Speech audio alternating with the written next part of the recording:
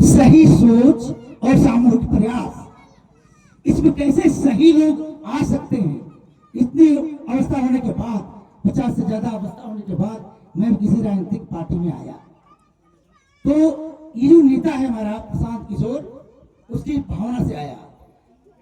तो उन्होंने कहा कि वो जब भी किसी मंच पे जाते हैं तो पहले बिहार के बारे में, क्योंकि बिहार में भी लोग गाली समझता है, तो एक नारा लगवाते हैं।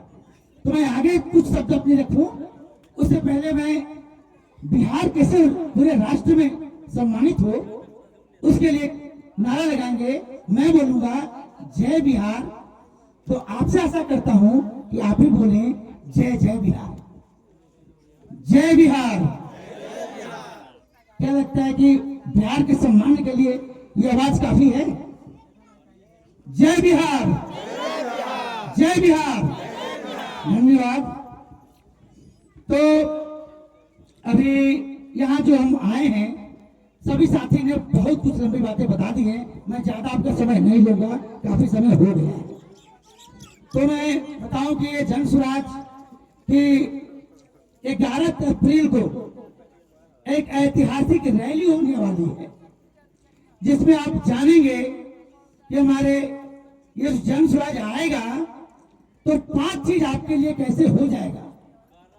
5 चीज के बारे में हमारे सभी साथियों ने बताया। सबसे पहले बताया कि पलायन रुक जाएगा, माने हमारे जो नौकरी करने जाते हैं युवा बाहर, उनको अपने ही यहाँ स्थानीय लोगों के स्तर पे उनको नौकरी मिल जाएगी। 10-15 हजार के लिए बाहर नहीं जाना पड़ेगा। उसी के संबंध में पहला जो स्लोगन है, युवाओं को पलायन रोकेंगे, तो भी एक तत्काल में, बाकी नेता तो सरकार बनेगी तब वो आपको रोजगार देंगे। अभी एक चीज बता दें आपको कि जो 18 साल से 40 साल तक के जो भी हमारे युवा हैं या माता बहन जो बने हैं, वो चाहती हैं या चाहते हैं हमारे युवा, उन्हें 2000 से 20,000 तक का पिछले 3 महीने के अंदर 1 लाख युवाओं को हमारा नेता आपको रोजगार देने की व्यवस्था करने की घोषणा किया है।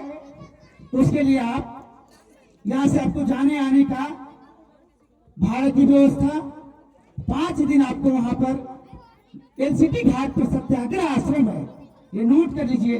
ये आपको तत्काल अभी 1 लाख युवाओं को नौकरी देनी है, और जिनके पास अगर इंटर पास है और एंड्रॉइड मोबाइल है, उनको कई तरह के वहां ट्रेनिंग भी दी जाएगी। और जो नहीं भी ज्यादा पढ़े लिखे हैं लेकिन कुछ न कुछ काम करना चाहते हैं, उनके लिए भी वहां व्यवस्था है, तत्काल के लिए है। और आपको जाने आने का किराया भी मिलेगा। 5 दिन की वहां ट्रेनिंग होती है, रहने खाने की सारी व्यवस्था होती है। तो ये हो गया पहला। तो हमारे नेता कहता है कि किसी के लिए भी पहला है कि हम पलायन रोक देंगे, तत्काल अभी 1 लाख की रोजगार की गारंटी आपके पास है, आप जाकर के वहां पर कुछ काम कर सकते हैं। दूसरा है 2000 रुपया के हर एक वृद्ध के लिए पेंशन, ताकि उनका अपना स्वाभिमान हो सके।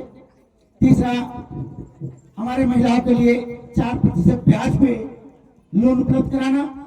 चौथा, सबसे इंपॉर्टेंट है, जो सबने कहा है कि शिक्षा, और यही एक ऐसी कड़ी है कि अगर इसके बिना कुछ भी नहीं हो सकता है।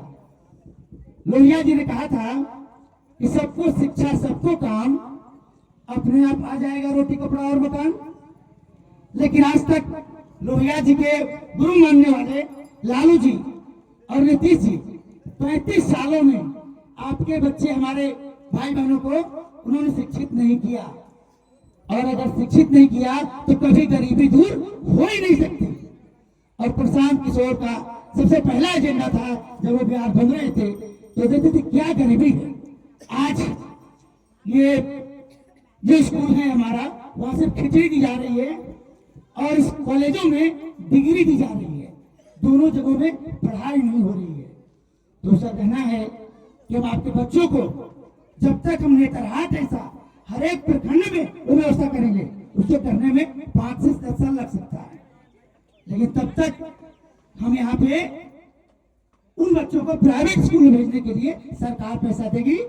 ऐसी बात हमारे नेता कहना है, ताकि सबको एक समान शिक्षा लेने का अवसर मिल सके। और आखिरी पांचवा पॉइंट जो है वह है किसानों के लिए। सबसे बदहाल स्थिति किसानों की है। कोई भी खेती करना नहीं चाहता है।